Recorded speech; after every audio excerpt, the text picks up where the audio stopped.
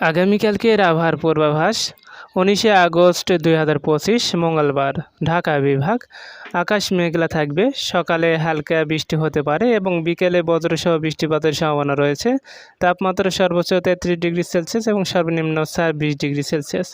চট্টগ্রাম বিভাগ প্রচণ্ড গরম ও আর্দ্র আবহাওয়া থাকবে, দুপুরে আংশিক রোদ দেখা গেলেও বিকেলে বৃষ্টি হতে পারে। তাপমাত্রা সর্বোচ্চ প্রায় 33 ডিগ্রি সেলসিয়াস এবং সর্বনিম্ন 25 থেকে 26 ডিগ্রি সেলসিয়াসের মধ্যে। রাজশাহী বিভাগ সারাদিন আকাশ মেঘলা থাকবে, সকাল ও বিকেল হালকা থেকে মাঝারি বৃষ্টি হতে পারে। তাপমাত্রা সর্বোচ্চ প্রায় 32 ডিগ্রি সেলসিয়াস এবং সর্বনিম্ন 25 থেকে 26 ডিগ্রি সেলসিয়াস। খুলনা বিভাগ সকালবেলা হালকা বৃষ্টি হতে পারে এবং বিকেলের দিকে কিছুটা বেড়ে মাঝারি বৃষ্টিতে রূপ নিতে পারে।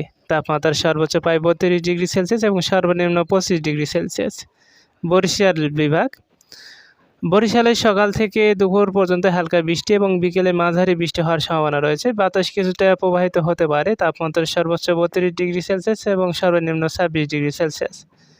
সিলেট বিভাগ সকালে বজ্রসহ বৃষ্টিপাত এবং বিকেলে ভারী বৃষ্টির সম্ভাবনা রয়েছে। সারাদিন গরম ও আর্দ্র আবহাওয়া বিরাজ থাকবে। তাপমাত্রা সর্বোচ্চ প্রায় 36 ডিগ্রি সেলসিয়াস এবং সর্বনিম্ন 26 ডিগ্রি সেলসিয়াস।